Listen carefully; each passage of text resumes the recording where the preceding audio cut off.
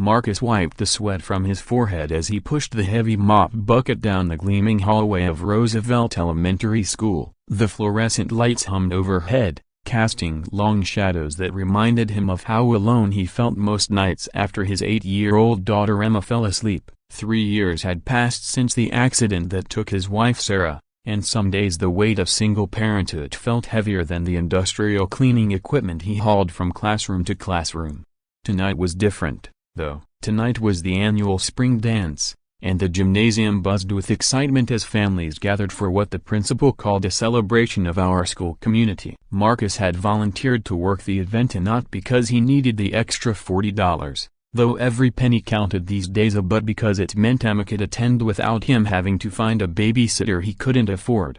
He watched from the corner as children spun around the decorated gymnasium, their laughter echoing off the walls he'd mopped to perfection just hours earlier. Emma sat at a table near the punch bowl, her wheelchair positioned so she could see everything. She wore the yellow dress Sarah had bought her just before the accident, the one that still fit, though barely. Her face glowed with the same joy Marcus remembered from before their world changed forever. The multiple sclerosis had started as small things. Emma would stumble during soccer practice or complain that her legs felt heavy. The doctor said it was unusual for someone so young, but not unheard of. Now, at 11, she navigated the world with wheels instead of steps, but her spirit remained unbroken. She was the reason Marcus kept going, the reason he worked double shifts when he could find them, the reason he smiled even when his back ached and his hands were raw from bleach.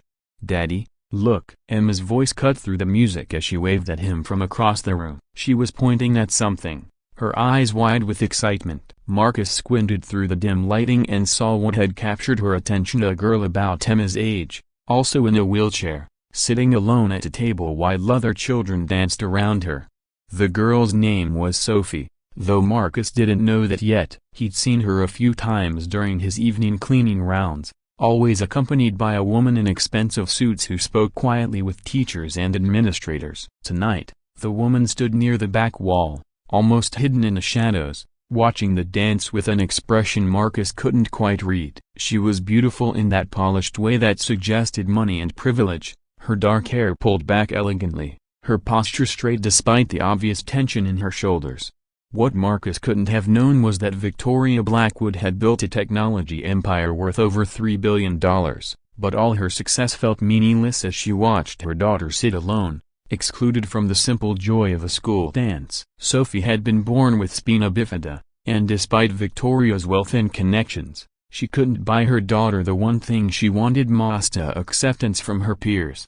"Daddy, I want to go ask the girl to dance," Emma said when Marcus approached her table during a brief break in his duties. Marcus knelt beside her wheelchair, his heart swelling with pride at his daughter's compassion. "That's a wonderful idea, sweetheart. Do you want me to come with you?" Emma shook her head, her blonde curls bouncing. "I can do it myself, but maybe you could ask her mom." She looked sad too. From across the room, Victoria watched this interaction with growing curiosity. She'd noticed the janitor several times during her visits to the school, always working quietly, efficiently, with a gentleness that seemed at odds with his obvious physical strength. He was tall and broad-shouldered, with calloused hands that spoke of hard work, but when he looked at his daughter, his entire face softened with a love so pure it made Victoria's chest ache with recognition.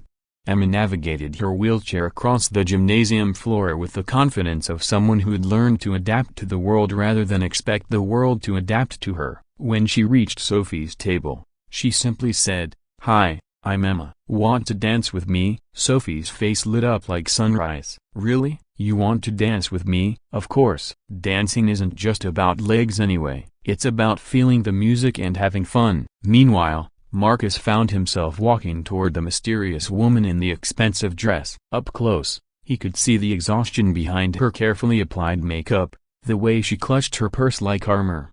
"Excuse me," he said softly, not wanting to startle her. "I think our daughters are about to become best friends." Victoria turned, and for a moment, Marcus forgot how to breathe. Her eyes were the deepest brown he'd ever seen, filled with a sadness that matched his own but also a strength that reminded him of Emma. "Your daughter is very kind," Victoria said, her voice carrying just a hint of an accent he couldn't place. "Sophie doesn't.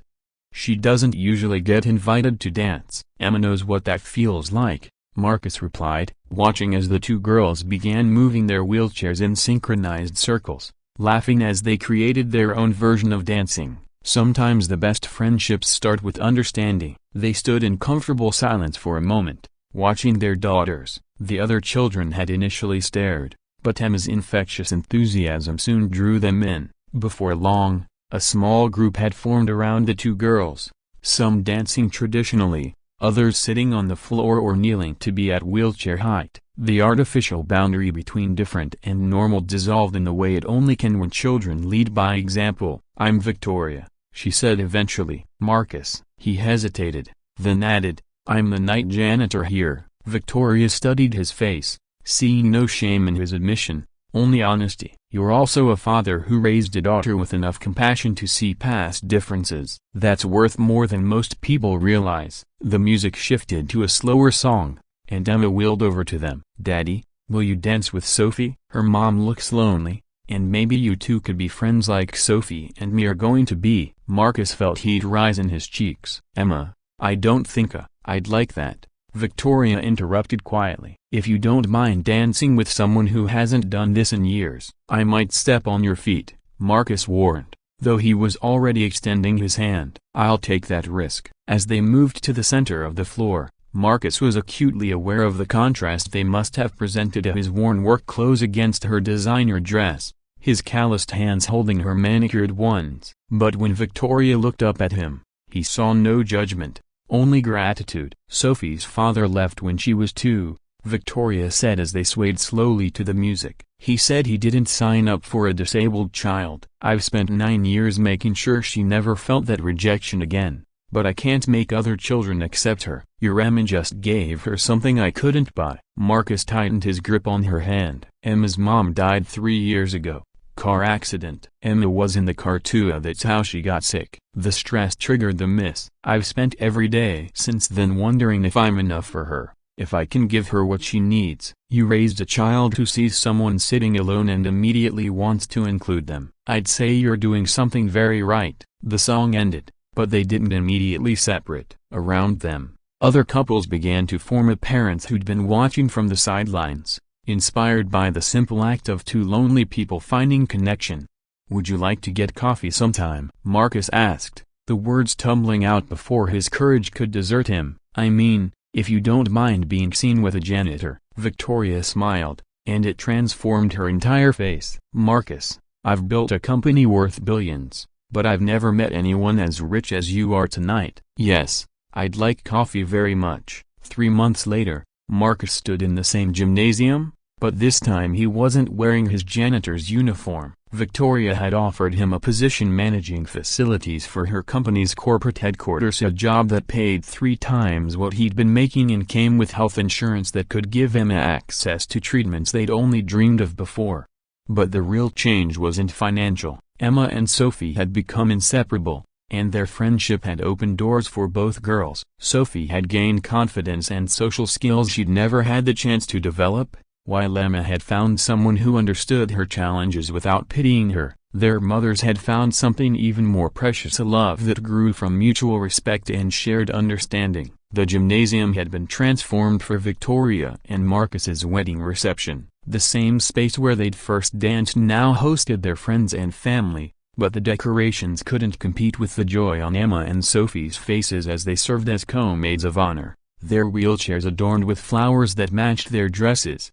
During the father-daughter dance, Emma whispered in Marcus's ear, "I'm glad I asked Sophie to dance that night." "Why is that, sweetheart?" "Because now we're all a family, and nobody has to be lonely anymore." Marcus looked across the room at Victoria, who was dancing with Sophie, both of them laughing at something the 11-year-old had said. 6 months ago, he'd been a single father working nights and weekends, wondering if he could provide Emma with the life she deserved. Tonight, he was surrounded by love he'd never expected to find. "You know what, Emma?"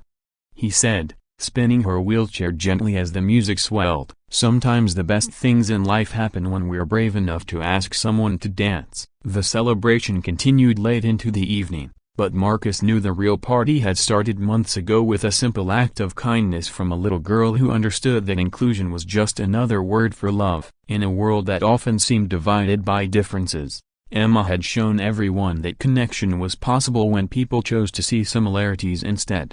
As they left the gymnasium that night and now as a family of four, Marcus realized that sometimes being a janitor meant more than cleaning floors. Sometimes it meant clearing away the barriers that keep people apart, making space for the kind of love that changes everything. And sometimes, when you're brave enough to accept an invitation to dance, you discover that the most beautiful stories begin with the simplest acts of human kindness.